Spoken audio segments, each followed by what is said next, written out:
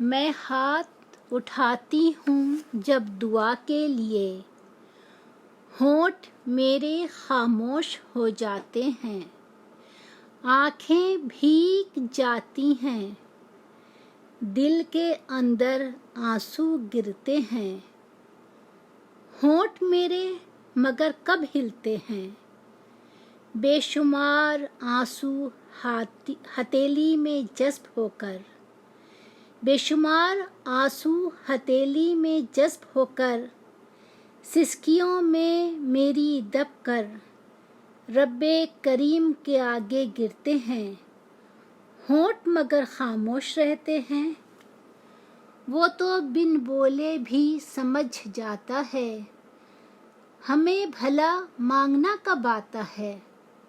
الفاظ اپنے حقیر سے لگتے ہیں، کچھ کہنے سے بہت ڈرتے ہیں، خاموش سوالی بن کر میں اس کے در پر،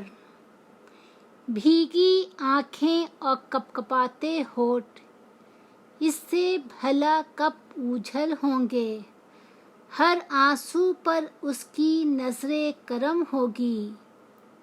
جھکی نگاہوں پر کتنی شرم ہوگی،